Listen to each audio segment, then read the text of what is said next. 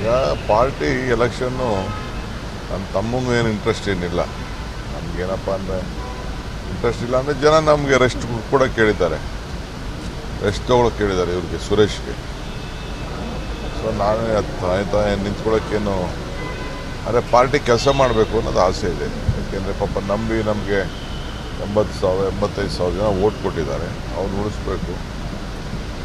ಜೊತೆಗೆ ಮುಂದಕ್ಕೂ ಕೂಡ ನಾವು ಆ ನಂಬರ್ ಜನನ ಬಿಡೋಕ್ಕಾಗಲ್ಲ. ದೇವರು ನಮಗೊಂದು ಅಧಿಕಾರ ಕೊಟ್ಟಿದ್ದಾರೆ, 136 ಸೀಟ್ ಕೊಟ್ಟಿದ್ದಾರೆ ರಾಜ್ಯದಲ್ಲಿ, ಅದನ್ನು ಉಳಿಸ್ಕೋಬೇಕು. ಈಗ ಜನಕ್ಕೆ ಏನಾದ್ರು ಅಲ್ಲಿ ಏನೂ ಆಗಿಲ್ಲ, ಅಲ್ಲಿ ಎಲ್ಲ ದೊಡ್ಡ ಅಧಿಕಾರಿ ಎಲ್ಲ ಅನುಭವಿಸಿದ್ರಲ್ಲ, ಬಟ್ ಅವ್ರಿಗೇನು ಆಗಿಲ್ಲ ಅನ್ನೋದು ಜನಕ್ಕೊಂದು ಭಾವನೆ ಇದೆ. ಅದಕ್ಕೆ ನಾವೇನಾದ್ರು ಅಷ್ಟೋ ಇಷ್ಟು ಹಳ್ಳ ಸೇವೆ ಮಾಡೋಣ ಅಂಥೇಳಿ ಹಿಂದೇನೋ ಒಂದಷ್ಟು ಮಾಡಿದ್ದೀವಿ. ಹಿಂದೆ ನಾವು ಮಂತ್ರಿಯಾಗಿದ್ದಾಗೆಲ್ಲ ನಾವು ಮಾಡಿದ್ದೀವಿ, ಒಂದು ಭಾಗ ಕೂಡ ನಂಗೆ ಸೇರಿತ್ತು. ಒಂದು ರೈಟ್ ಟೈಮ್ ಸಣ್ಣ ಪಣ್ಣ ಸಹಾಯ ಮಾಡೋಣ ಬಡವರಿಗೆ. ಈಗ ಪಾರ್ಟಿ ಎಲೆಕ್ಷನ್ನು ನಮ್ಮ ತಮ್ಮಂಗೂ ಏನು ಇಂಟ್ರೆಸ್ಟ್ ಏನಿಲ್ಲ. ನಮಗೇನಪ್ಪ ಅಂದರೆ ಇಂಟ್ರೆಸ್ಟ್ ಇಲ್ಲ ಅಂದರೆ ಜನ ನಮಗೆ ರೆಸ್ಟ್ ಕೂಡ ಕೇಳಿದ್ದಾರೆ, ರೆಸ್ಟ್ ತೊಗೊಳಕ್ಕೆ ಕೇಳಿದ್ದಾರೆ ಇವ್ರಿಗೆ ಸುರೇಶ್ಗೆ.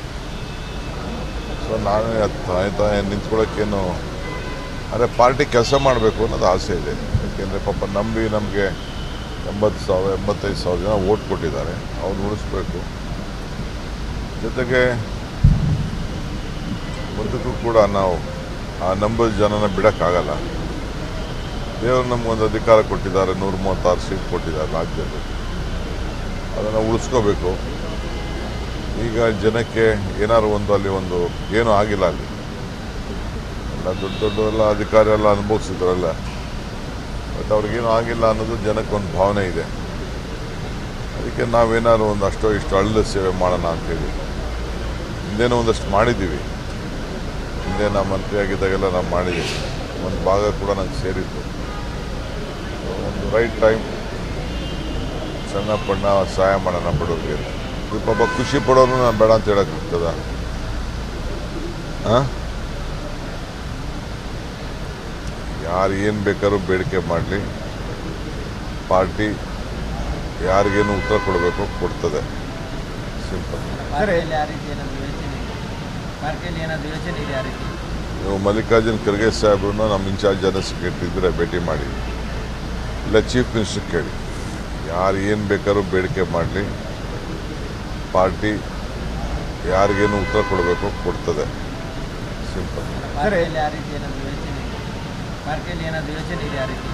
ನೀವು ಮಲ್ಲಿಕಾರ್ಜುನ್ ಖರ್ಗೆ ಸಾಹೇಬ್ರನ್ನ ನಮ್ಮ ಇನ್ಚಾರ್ಜ್ ಜನರಲ್ ಸೆಕ್ರೆಟರಿ ಇದ್ದರೆ ಭೇಟಿ ಮಾಡಿ, ಇಲ್ಲ ಚೀಫ್ ಮಿನಿಸ್ಟರ್ ಕೇಳಿ. ಚನ್ನಪಟ್ಟಣಕ್ಕೆ ಏನು ಮಾಡಿಲ್ಲ ಅಂತ ಅವ್ರಿಗೇನು ಗೊತ್ತು?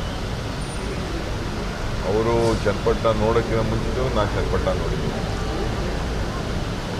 ಅವರು ಭಾಳ ಲೇಟಾಗಿ ರಾಜಕಾರಣಕ್ಕೆ ಬಂದವರು. ನನ್ನ ರಾಜಕಾರಣ ಶುರುವಾದ 10 ವರ್ಷದ ಮೇಲೆ, ನಾನು 85ಕ್ಕೆ ಅಸೆಂಬ್ಲಿ ಅವ್ರ ತಂದೆ ಮೇಲೆ ನಿಂತವನು. ಅವರು 95 96 ಬಂದು ಪಾರ್ಲಿಮೆಂಟ್ ಇದ್ದವರು. ನನ್ನ 10 ಇಯರ್ಸ್ ಮುಂಚಿತವಾಗಿ ನನಗೆ ಆ ಭಾಗ ಚನ್ನಪಟ್ಟಣ ಎಲ್ಲ ಗೊತ್ತು. ನಾನು ಆ ಜಿಲ್ಲೆಯವನು.